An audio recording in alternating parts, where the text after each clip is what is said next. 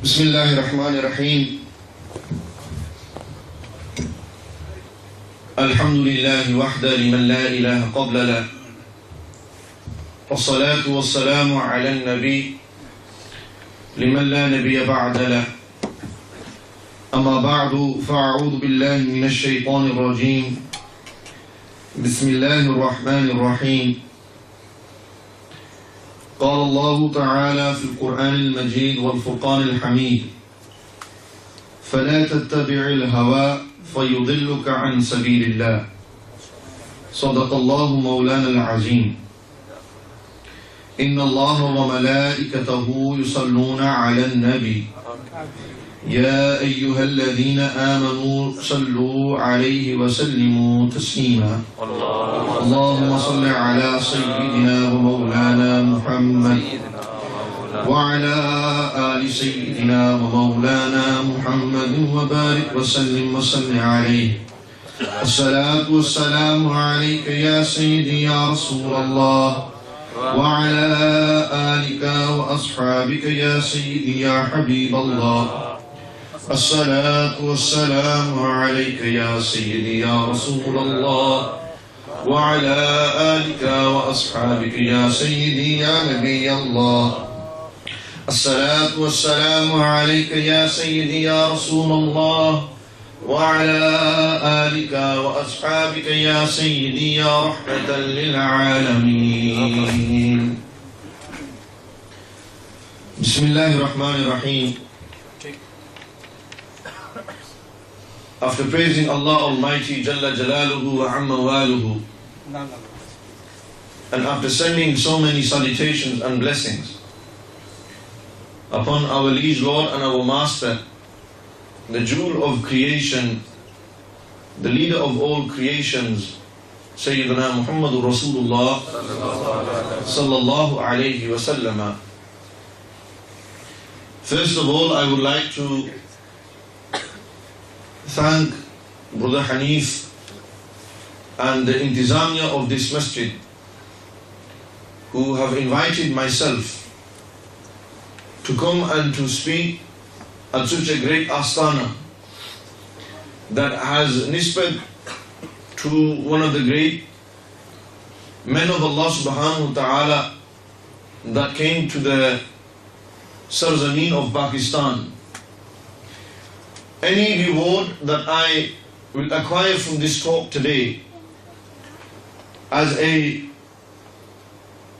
Nazrana and Aqidat from myself, I will present this to Qibla,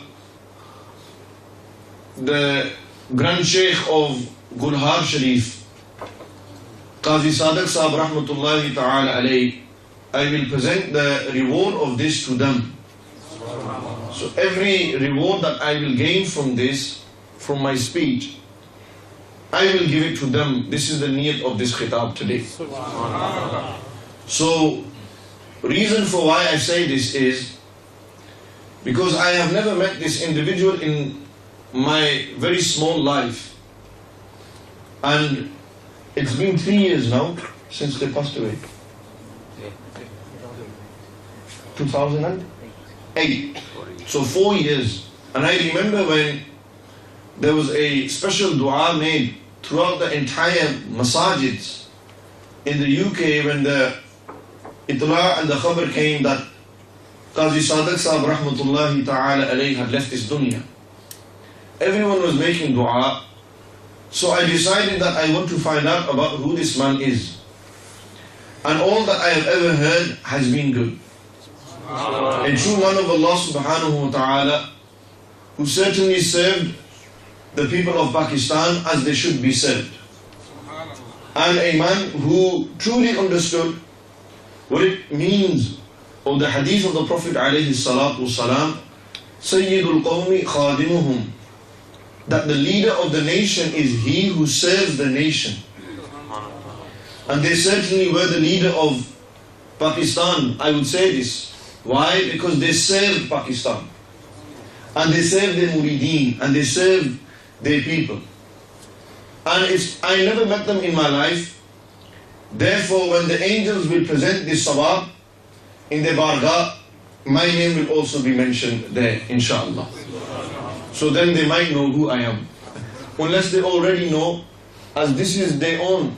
Like they had a vision for Pakistan to build masajid upon masajid. I am myself from Azad Kashmir, Mirpur. So there is some nisbat there. And they built so many masajids in Mirpur, in Azad Kashmir, around the entire Pakistan. I believe that they had vision that they will build masajids in this country as well. And the Faizan of Gulhar Sharif comes to UK as well. And I am honored to be part of this as well. This is something from my heart I say to yourselves. I want to apologize as well for turning up late. It's a tradition amongst ulama. If I break the tradition, I will not be considered a Maulvi. Therefore, I've got to maintain this tradition. Not that I intended to, I had somebody to meet prior to coming here, and that slightly got extended. Then I myself drove down to my second speech as a driver of myself to Eddington to deliver this talk. So I want to apologize because you have all been waiting for my speech, but also Qibla Pir Zahid Sultani Sahab, Damat Barakatuh al-Qudsiyya, they will be phoning live from Pakistan. They're in Pakistan at this moment in time. They will be phoning live from Pakistan at 6:30. So I have less than 45 minutes to speak before the blessed phone call to all of yourselves and myself as well. The title of the talk is Social Illnesses. And in reality, there are many fitnas that we are facing, many problems that the Ummah of Rasulullah is going through. And if I was to mention problems, and many of my talks you would have heard, that I have mentioned many of the problems, whether it's in politics, and Muslims and politics, Islam and politics, we are behind in this sphere. Whether it's in the Maidan of education, ilm, seeking knowledge, we are behind in this sphere. Whether it's in general intizam, we seem to be behind in these things. Or we don't seem to be living up to our rich history. Islam was number one when it came to the dealings of the people. Islam was number one when it came to education. If you look into the history of Islam, before the final caliphate, the Usmani caliphate, and much slightly before then, where the Crusades entered and ransacked Jerusalem and Palestine, at that time, Muslims were the world's powerhouses. Islam had spread to Europe, as far south to us, but if you look at it from a geographical point of view, far north as Europe, such places like Russia, Uzbekistan, places like Spain, Morocco. It got to the far west, as far as Algeria. Islam went that far. Islam went as far as China. And when you look into the history of Islam and the service Islam has given to knowledge, or the amount Islam has given, I don't think that there is any civilization that has given more service to this sphere or this aspect more than Islam. If you look into science and the history of science and how technology has come about and so on and so forth, you will see that Muslims' names will be mentioned in that subject. When you look at geography, Ibn Battuta, how he traveled so many everywhere around the world, and he was writing down small transcripts or writing down little memoirs of where he had traveled to. If you look into the field and the subject of maths, you find that you have the great Al-Jabbar, who was known for his algebra. Algebra is named after Al-Jabbar. Again, that was a Muslim. You had the likes of Ibn Rushd. You had all these Al-Kindi, these great Muslim scientists, astronomy, astrology. We were, as Muslims, number one. And look at the state of Muslims in the world today. When it comes to education, we lack in education. Yet we should be leaders in education. When there is a subject that needs to be dealt with, it should be a Muslim that should stand forth. So we, in the current climate and state that we are in, we are facing many problems. Whether it's socially, problems like domestic violence. It's such a massive issue in our community and our culture. This is not a problem of Islam. Let's make this clear. Islam has nothing to do with this. Today, the media tarnish Islam and they paint Islam as this, the grooming business that goes on, the domestic violence, the backward mentality type. They paint it with the brush of Islam that this is Islam. We cannot mix backward cultural values with the pure religion of Islam. You can't do that. Islam doesn't preach beating up your own wives. That's not Islam. Which Islam has mentioned that? Tell me. This is not Islam. But yet when it's mentioned in the media, it's painted as Islam. They don't mention Pakistanis too much. They say this is what the Muslims do. And this is the image that is given and is being perceived. The issue of domestic violence is a social illness. It's a problem we're facing. Men are beating their women up at home. If they don't get food on time, they're beating their women up. How, as I said, katiya. How katiya can you get? How would you translate katiya into English? How low, how bitter, how foolish. So many words. If you go into the thesaurus, you'll find more. If you've got an iPhone, download the app. Dictionary.com and you will get it. I have it, but I'm doing a talk, so I won't check now. How low can you get? You can't get lower than beating the woman that you are married to. The woman that gives you children. Doesn't have control over yourself. A problem, isn't it? Why? There's so much anger inside us. And we need to release. A man goes to work, taxiing, 12-hour shifts, man's tired. He wants food, doesn't get food, what does he do? Takes his anger out on his wife. It's true. Tell me if it's not true. Tell me if it's not a problem that we're facing. Someone stand up and say, Imam Sahib, it's not like that. I'm telling you it's like that. It's a massive problem in our society. But who's going to talk about it? Who's going to give a solution to it? You know the solution, the simple solution, as an Islamic speaker, is Islam. That's a simple solution. But to get to that, if one guy is in drugs, alcohol, sleeping around, zina, he's doing gambling, he's doing all these, again, these are social illnesses. You will find people, you will find fathers, big beards, Puttar's a drug dealer. You will find Maulvis whose daughters are walking around beparda. Yes or no, you will find this, it exists. She will find father is deendar, Puttar's in a nightclub. Why is that happening? That's a problem that we're facing. If that's not a problem, then by all means you can leave. But I'm telling you, it's a massive issue amongst the Muslims, amongst our communities. And one of the problems that we have found is because of our mentality. The mentality of our people. There are some who are stuck in a time warp. They're still stuck in the old ages. They've not moved on. And there are some that have gone so forward that they forgot everything. You get the super modern ones, and you get the super old school ones. We live in a time where we need to, now the times are moving on. Children's education, Bazurg come from Pakistan, didn't educate, came to work here. Instead of working here, he made his life here. He thought, and he's seen that there are opportunities here. There's more opportunity in this country than there is in Pakistan. So they came over, worked in the factories, taxis, whatever. Worked hard, brought their families over, had children. Do you now really think that the children that you had, or you have had, that they are going to be brought up in the same style as you was brought up in Pakistan? The education you got in Pakistan, my brothers and sisters, they will not get that same education here. The education system here is advanced.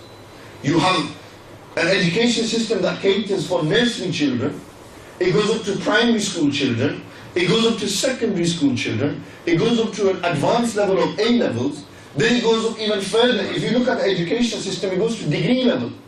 You have this in Pakistan, but if you're from a poor background, you wasn't fortunate enough to go through that system in Pakistan. You came here as an economical migrant, working here. You had children, and now your children are born in the UK, red passport. The red passport, he's got it, he's born in the UK, born in an English hospital. He's born here. You're going to send him to educate him. You're going to make your son study. You're going to send him to a free mixing school. You will send him to these free mixing schools where there's girls and boys. So first of all, your principle, or what Islam says about haya and parda, in this country, you will not find that. Unless you send them to a boarding school. You send them to an Islamic religious school to study there. That is a different story to get your education.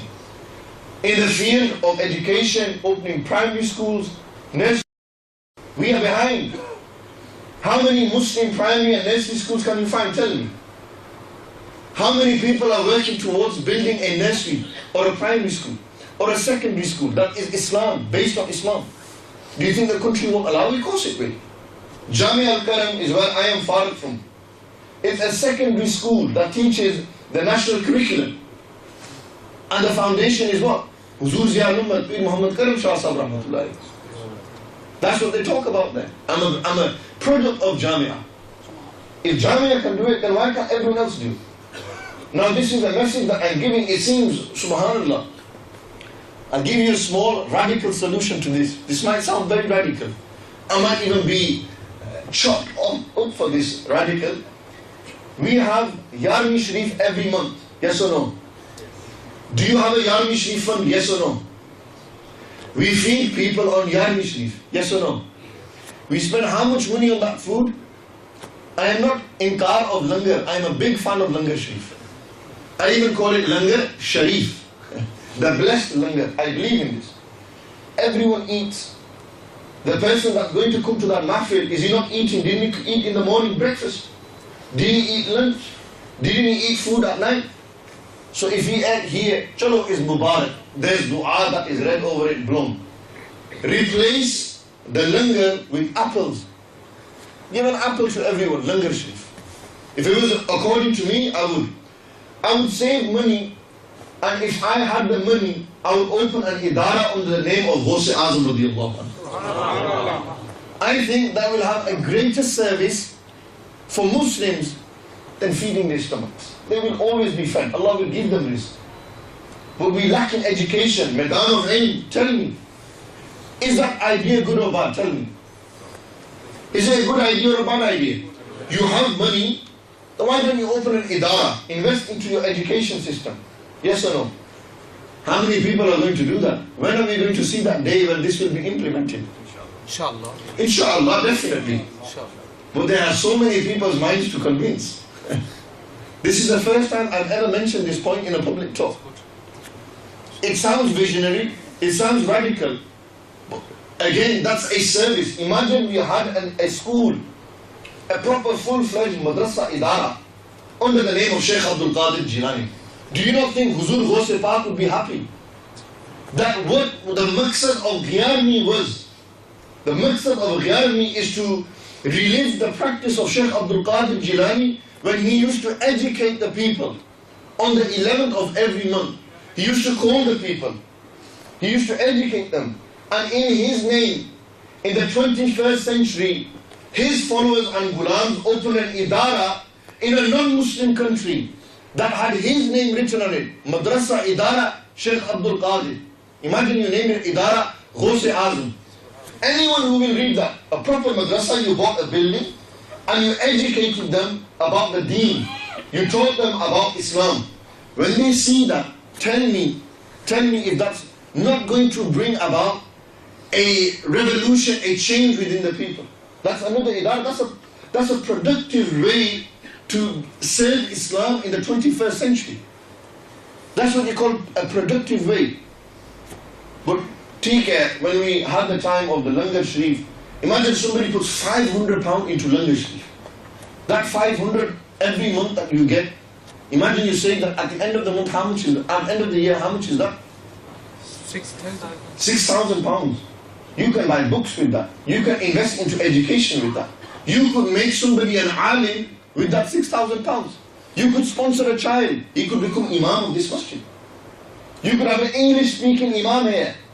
And I don't mean to talk about just this masjid. Every masjid. Imagine every masjid sponsored one bright child to go and become an alim and say, I promise you that when you return, you will be the Imam and Khatib of this masjid. Do you think there will be a problem in the UK? English-speaking Imams galore. But how many people look at this vision? Nobody sees this vision. Nobody is working towards that. And we have so many problems. Trust me, I had a talk yesterday, the brothers were there as well. Many of these young lads are here, that they were there. I had an hour to speak, less than an hour. I was just warming up. I was just touching on certain things and moving along. The reality is that we need to change the way we think now. We can't become too modern and we can't be stuck in a time warp. We've got to find the middle way, the balance. Those parents that brought the children up, they're not going to get the education that they desire, that maybe that parda and haya. Immediately in this country, you're going to have to accept there's going to be free mixing. Accept that. But there's some parents that allow it. They allow their daughters to walk without a hijab on. They allow their sons to deal drugs. They can't stop it. The father says, Putter, don't deal drugs. Don't do it in my house. Putter says, fine, I'll go buy my own house. Father says, Putter, chala gaya. Look how you give tarbiyat to your awlad. How did you bring a child up? Now pachhtane ho. Now you're saying, oh, my son, my son, my son. When it came to the time to educate your son, nurture and give tarbiyat to your son. Teach him about the deen, keep him in good company, teach him the morals of Islam, the etiquettes. I was busy working. Kam nisi pura hona, mortgage de nisi mortgage. Mortgage puri nahi honi to bache na kya karu. That's what they say. Kam hai para thakke tera kam hai tu kar. Say to his wife, you do it, it's your child. What can the woman do? You never let her out of the house, so what can she do? You've got her locked up inside there, you never let her out. How do you expect her to educate the child? And then when you find that the nizam, when you break the nizam or the nucleus, the family nucleus, when it becomes abnormal, then there are side effects that occur. And the side effect to allowing and doing all these things is what? What's the side effect? You will find that in every household, there's either a drug-related issue. Every household, there's a marriage-related issue. Every household, someone's got black magic on them, even though there is no black magic. Or foreign jadoo pe aaya, jadoo. Subhanallah. Taking piece of says diagnosis, jadoo. Ilaj, taweez, pachapun. True or not true? There's a business out there. We people have tawakkul on these people, we have no tawakkul on Allah. Akhir, when there's nothing left, Allah koi madad karo na. Pehle Allah se puchna hai. First ask Allah, then ask everyone else. First turn to Allah. Go to the musalla. We don't. Our mentality. If something happens, foreign jadoo ho gaya. Putter thoda ajeeb dis raha hai. Kehta kya hai? Foreign jadoo. Pir sahab, masala hai. जादू है हिसाब से खलास किधर diagnosis then जादू ही है हालांकि he's probably got tired from work all these true or not true he's tired from work and he snapped a little bit oh जादू हो गया पुत्र सही नहीं यार समझिया करो कम मैं क्यों आया काम कितना है थके है he's tired he's doing work but this is mentality so many houses the black magic issues in there you know you have someone's a drug dealer, if not a drug dealer, the daughter's going out with somebody, she's going out late, early morning, coming back late night. There's this problem, he's doing fraud, he's got a mortgage issue. All these problems. In our houses, there's no house that is free from this. Every house suffers from this. Why? How have we got to this situation? There's no vision. Nobody looks ahead. Nobody, you see there's a lack of ilm, there's too much jahalat. There's so much jahalat amongst our people. Jahil. You know, ignorance, it's a big issue. We don't want to study. We don't want to learn about the deen. You have to teach your son about Islam. नहीं पुत्र lawyer बनना है, पहले lawyer बाद ही इस्लाम, पहले doctor बाद ही इस्लाम, पहले teacher बाद ही इस्लाम, पहले solicitor बाद ही इस्लाम. First a doctor, then Islam.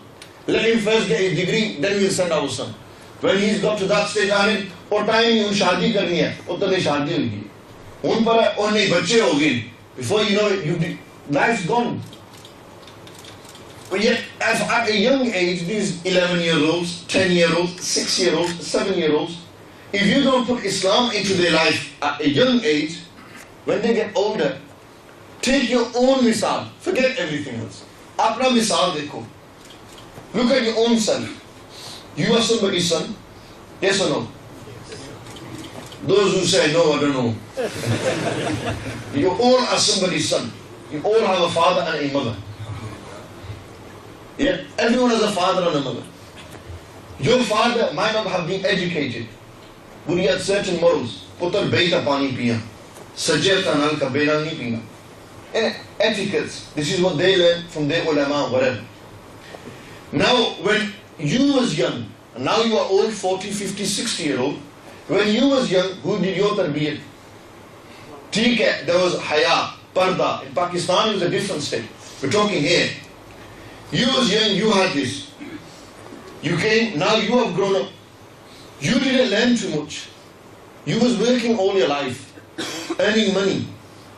Now you have a son. You don't know yourself, what are you going to teach him? You was never taught. What are you going to teach him? I'll give you a mithal. There's a father. He says that I'm going to invest my son. I will send my son on the way of the deen. Now tell me, illa masha'Allah, except the exceptional cases. When that son returns and gets married and has children, how is that son going to bring up his children? Dada wasn't on the deen. Putter is on the deen. Now his awlad, the father is on the deen. Dada is not on the deen, but the father is on the deen. Now his putter, what are they going to be? They'll be on the deen. At least he will teach them. Whether they turn out good or bad, Allah knows best. But he has done his haqq. He's fulfilled his right. If I have a son, his right, my right, or he has a right over me to education. What education? To how to stand, how to sit, how to go to the toilet, how to talk to people, how to give salam. Who teaches their children this? 1 day, 2 day, 3rd day, taqiyyah, masla pata hi nahi. You send him to the mosque, what happens? Dande marne. He reads 3 times, Nadra Quran, putar, khatam Quran karinga, khatam karinga. He doesn't even know how to read the Quran properly. You say read the Quran, he can't even say A'udhu Billah properly. Yes. He can't even say Walad Dhalin properly. Why? Hafiz Sahib says Walad Zalin. Hafiz Sahib that's teaching him says Walad Zalin. That the Shagid is going to say Walad Zalin. He's not going to say Dhalin. Look how back we have gone. Education system in our mosques flocked us. I tell you openly. You will count them on your hands whose education system in the masjid is good. Majority, what do we do? Quran parita, pejone ka. Quran pari nahi hai na. Deen na pata nahi, wuzu na nahi pata. How to make wudu? Agar farz karo, janaza hai. He doesn't even know the mas'ala of janaza. How many of us know the masail of janaza? If somebody died, how would you do kafan? If somebody died, your father died, how would you wash his body? How many young lads sitting here even know the dua maghfirat? If I was to ask this question, somebody read dua maghfirat to me, or put your hand up if you know it. How many hands would go up? And if I was to test you that if you are lying or not, and then you got snookered, then what? Small point in it. Dua maghfirat, my young brother, my youngest brother, he is 10 years old, he knows dua maghfirat. The point I'm making is education. If you don't educate the people, how are you going to get out of this? Ilm is noor, jahalat is zulmat. Ignorance is darkness. When you are ignorant, you have entered jahal. When a person is jahil, he is in darkness. When you are in darkness, if I was to take these lights off, and you were pitch dark, where would you go? You'd bump into him, you don't know anywhere. What happens when you are in darkness? When you are in zulmat? You can't see anything. You don't know what's around you. What do you need? You need light, don't you? So that light is knowledge. That light is Quran and Sunnah. When you hold on to Quran and Sunnah, then you have a light to hold on. That light will guide you now. We are not holding on to Quran and Sunnah. We are more into culture. We are more into the Western society, Western culture. Very, very big problem, Western culture. Really it is. It's a massive issue. Young people are growing up into this country and they have a mix of family culture, religious, inverted commas, culture, and you have the Western culture. One person, one lad, one young lad, you can have a girl. Let's just analyze. At home, it's all family lifestyle, family culture. At school and work, or at university, it's a Western culture. How many young lads going to the university with a jubba on, with a turban on, with a tasbih? Anyone went in, is frowned upon. Bruv, look at him. They'll say he's a terrorist. Really? It's true, this is the media perception. Anyone who wears a turban and a beard, oh, stay away from him. Perception, yes or no? It's what's happening. He goes to work, reads namaz, has so many issues just to read namaz. Some people have this problem, some people don't. The point I'm making, you have one person, one child, and he has an issue, he has different aspects to his life. He has a Western aspect, he has a religious aspect, and he has a society and cultural aspect as well. How many crowds does a young lad have? He has his own family, then he has his boys, then he has his work colleagues, then he has his students that he studies with. 4 or 5 crowds there. He'll probably have a group of lads that are at a mosque that he knows as well. I'm a young lad, I'm 22 years old. I know. I have those who are at the masjid, I have my own family, I have my own personal friends. Then I have extended. Everyone has this. The different aspects to a young lad. They get influence from all departments. My Shaykh once gave a great example. Sayyidina Imam Hussain radiyallahu anhu, Sayyid al-Shuhada, Sayyid al-Shabab Ahl al-Jannah radiyallahu ta'ala an, the son of the great Ali Sher Khuda Mushkil Kusha radiyallahu anhu, the grandson of the Prophet sallallahu alayhi wa sallam. If you analyze their life, you will see in the life of Imam Hussain radiyallahu anhu that in their house, their father and mother was the great Ali Sher Khuda and Sayyidah Fatima Zahra radiyallahu ta'ala anhuma. These were the parents. They used to read tahajjud at night. They used to read namaz. They used to fast in Ramadan. They were deendar, they were religious. If you went to the schooling, Imam Hussain radiyallahu ta'ala an's teachers were the Sahaba. If you went to the masjid, they would always find a grandfather there. Imam Hussain radiyallahu ta'ala, their society that they lived in.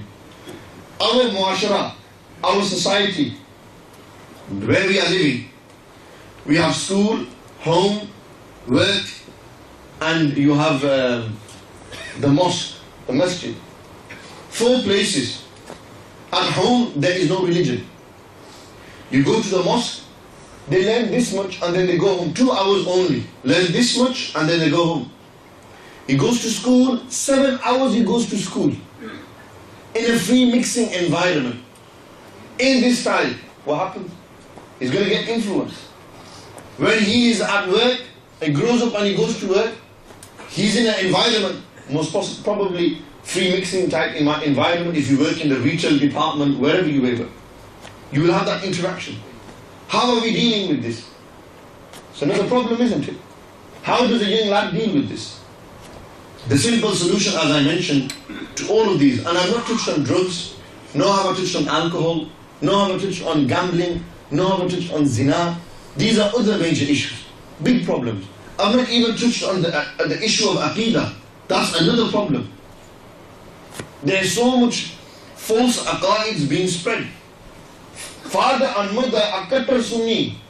Putra has become ghair mukallad. Putra is not even on the same way. When he will die, father and son, mother will die, will the putra ever make dua for them? But they've been taught in such a way now, brainwashed. We are not bothered about this subject of Aqidah. Again, another major issue. These problems, all that we have, it only begins with yourself. You need to go away and you need to ask, how do I become better? You need to ask yourself, look, I'm today doing this talk. Many of you will go away. Those of you who are old, you have passed your time. You will have sons now, like Haji Saab there, they will have children. Any Haji Saab sat here, they have a putra. He's British born. Now his son that will be born, if he's turned out like this, how is his putra going to be? How is his grandson going to be? Tell me, I am British born, I get married, I have a son. I'm telling you, in the next 10 years, when the future generations have children, how many of their children will speak Urdu and Punjabi? Tell me. They won't. Grandfather talks now, grandfather passes away, father says, "Manu mase Urdu Punjabi aandi hai." When his son will have children, it will be limited, and before you know it, in this country, everyone will be speaking English. What preparations have we made? Look to the future and see how it's going to be. If today 13-year-olds have mobile phones, in 10 years' time, imagine what the 13-year-old will be doing. The 13-year-old in 10 years' time. It seems very scary, doesn't it? But the best people were those who prepared for the future. They always looked ahead and looked and seen, these are problems that we can see in the future. Problems now and of the future. How do we deal with it? And certainly you have to go back to studying. Study the deen. Learn about Islam. At least the fardul ayn. At least know about your deen. The basics of your aqidah. Learn about it. The basic adab and ihtaram and etiquettes that we all need to know. Learn these things. If you can't learn, don't deprive your son from learning these things. Don't deprive your daughter from learning these things. Let them invest in their education. You know, when a child, a young lad, 18, 19-year-old, he's got his A-levels, he's got his place in university, what's the next step? Student loan, in it. How much is a student loan now? 9,000 a year? 9, 18, 27. 27,000 pounds in a 3-year degree you will invest. Your father can't afford that, but you're going to take a loan now. You're going to go to the bank and say, I'm a student, give me a loan. Then all your life you will be paying the bank just for your loan. Then on top of that, you'll have a mortgage. All your life you pay the mortgage off. I don't want to go into the schematics of mortgage, if it's allowed or not allowed. That's not the issue that I'm talking about here now. That's not the issue. The point I'm making is, what preparations have you made for that? If you're well off, you're fortunate. If you ain't too well off, you might not be able to get educated in this country. You might not be able to afford the education. But at least if he had his deen, if he knew about his iman, roza, hajj, what happens, I've seen many cases, they made the daughter and the son into a professional. Westernized in the sense that he's got a degree, everything. He's got it all. Now that, illa masha'Allah, I'm not saying everyone is like this. Again, don't misquote me. You will find religious families that will have religious children that are professionals as well. We can't deny that. I'm not talking about that. I'm talking about the awam, the generally the perception.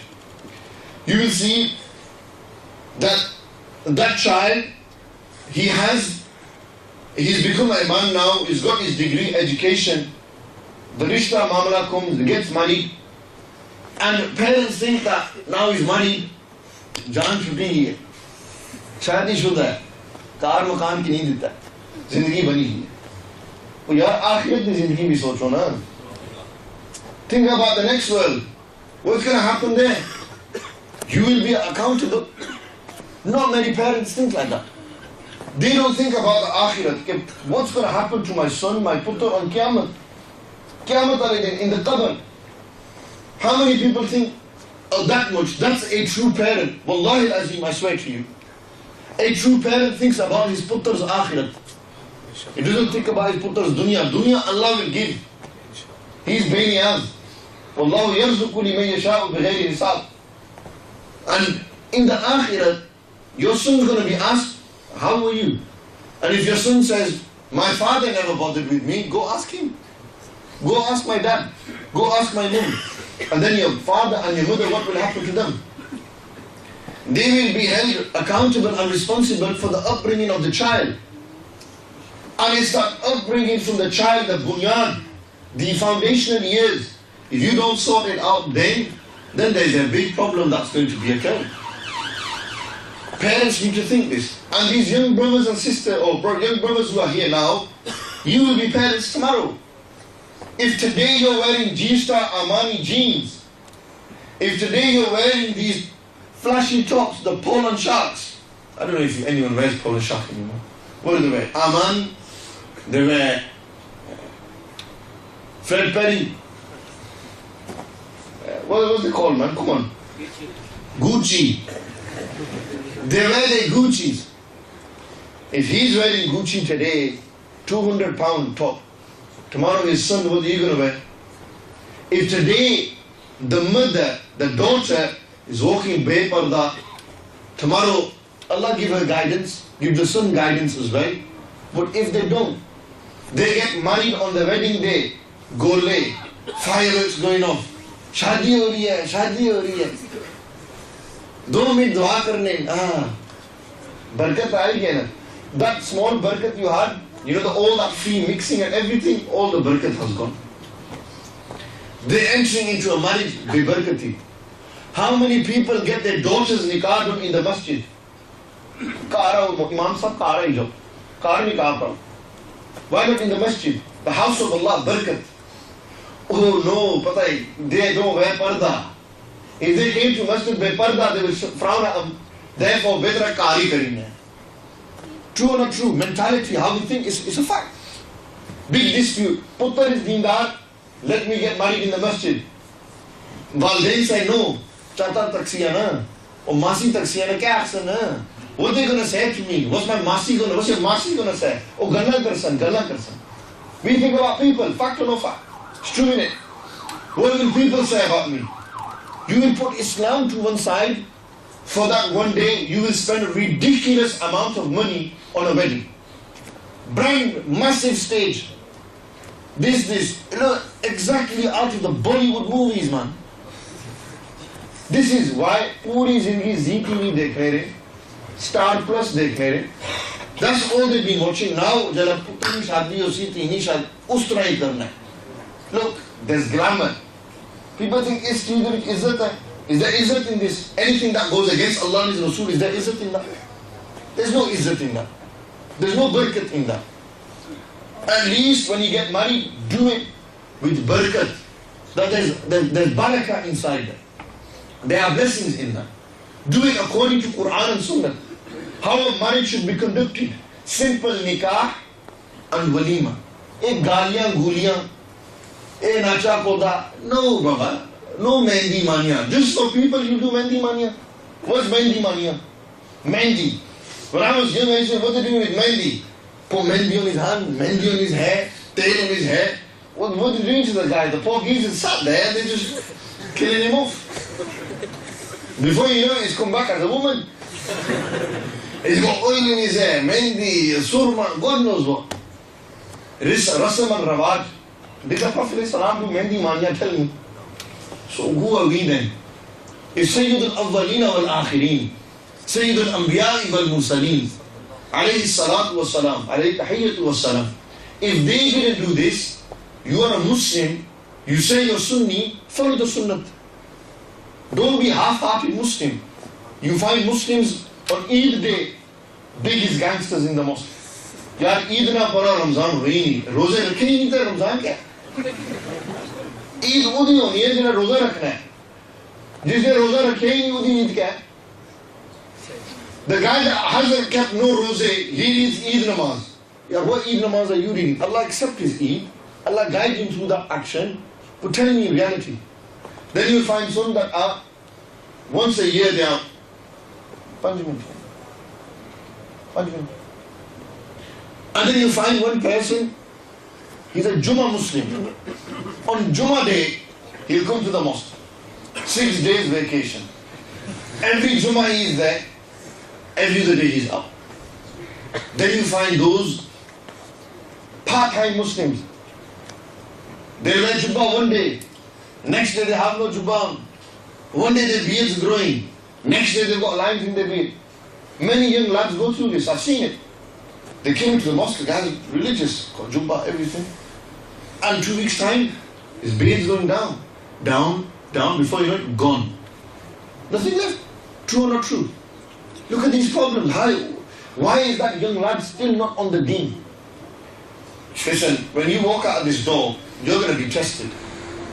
Believe me, if there was a woman walking by, you will have that glance. If there's something haram happening, you will see it. Maybe you might not do it. But everyone on the street, there is a test. When you go home, you have a TV in front of you. It's a test for you. How are you going to deal with the TV? You're going to have to sit there. You could be watching halal, you can watch haram. You can watch ZTV and MTV, or you can be watching Islamic channels. Entirely up to you, isn't it? Your choice. Look at that. We are being tested in every way. Every single way we as Muslims are being tested. And Allah is testing us. The society is testing us. Allah Almighty is testing to see, look, you wanted dunya sahulat. I gave you this. But with that came a price. That's the reality.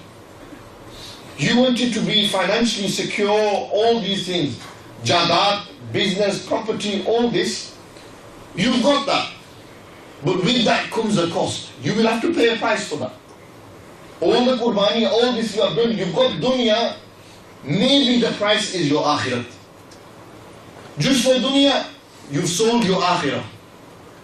Just to be successful here, the dawah to show people, you've sold everything, bruv. You let it go. You've given it. You've sold your iman. You've sold your Islam, everything. Just for a bit of dunya. This world, you are living here, some have lived for 20 years. Some live for 1 day, 1 second. Some have died in their mother's stomachs. Some have lived a long time, 800 years, 900 years. But everyone has to go. He will have to go. And bring me one man in history that has ever taken his mal and daulat with him. He took his jadat with him. Nothing. Brother, nothing. And this perception of young people that when I'm going to get old, I'll grow a beard and sit on one of those chairs and then I'll be reading my namaz. Right now I can chill and enjoy. Brother, you tell me if you're going to live till tomorrow. Give me the guarantee. Please guarantee me that you will be here tomorrow. Who can guarantee me this? Nobody can guarantee. Nobody can say that tomorrow I will be here. Because only Allah knows what will be tomorrow. And Allah gives this knowledge to whom He wills. If Allah has told you, somehow inspired you, and you know that tomorrow you will be here, that's if you're a man of Allah, you're a wali of Allah, then it's a different story. Too many walis, not many walis. That's a fact. There's too many funny people out there. So we need to ask these questions. We need to ask ourselves. We need to get closer to Allah Almighty. These are big problems. I've given simple solutions and there's more solutions. You know, we need to create awareness. Go back to the way of Allah and His Rasul, Quran and Sunnah. Look at the Quran and Sunnah. Go to the ways of the ulama, awliyaullah. How they did things. Follow your life like that. Tell me, living in the UK, that you can't practice your religion and be like them. Of course you can. Anything, it's easier if you did it. You will find it easier here. Really, you will. Imagine you're a Muslim, but you was in Syria right now. Imagine you're a Muslim and you was living in Burma right now. How hard would your life be? Your life would be very hard. Do shukr to Allah that we have what we have right now. Alhamdulillah. We have an easy life here. We don't have many major problems. They are really small problems. And they are major because we don't know how to deal with these problems. We need to turn to Allah and His Rasul for the dealing of these problems. That's the reality. May Allah subhanahu wa ta'ala give me tawfiq. I said 6:30. It is 6:30. I think Qibla Qisa will be ringing. So therefore I don't want to take daytime. I'm to blame for the limited time. Many of you might have wanted me to speak longer. Inshallah, the brothers will arrange part 2, another topic maybe, where I come here. It's so beautiful to see so many young people, old people here, the buzurgs, their sayah is tadir upon us, their nigah is tadir upon us here. These elders are sat here, you know, I don't know if they understood what I said. You samajh aayi hai main keh raha hu? बाजू में थोड़ी पटवारी है वो आएगी ये पटवारी बोलनी है बिल्कुल नहीं So it's good to see a mixed crowd, young people, old people. Go away, listen to what I want to say, make dua that Allah gives us tawfiq to act upon this, and that we get close to Allah and His Rasul. There are so many solutions. Man, muhabbat Rasul, it will take sallallahu alayhi wa sallam, it will take all the muhabbat of the dunya out of your heart. Love Rasulullah alayhi salam and you will not love the dunya. If you love Allah, you will never love the dunya. If you love the dunya, it's very hard to love Allah at the same time. You can only have one love in your heart. So if you love Allah, you love Allah only. You love Allah and His creation and His Rasul sallallahu alaihi wasallam, His deen. That's another solution. And like this, there are many that we can talk about on another occasion. We will do so. Once again, Jazakallah khair to all the brothers that organized this. Allah give you all tawfiq to act upon what I said. Allah forgive us saghira and kabira huna. And all the swab of what I have acquired, I present this to Qibla Sufi Taji Sadiq Sahib Rahmatullahi Ta'ala alayhi. In their bargah, it says a hadiya from me, Nazrana Aqidat from me. I make dua that Allah accept this in their bargah, and Qibla Qazi Sahib Rahmatullah will also accept this as well. Jazakumullah khair, wa ma alayna illa al-balagh.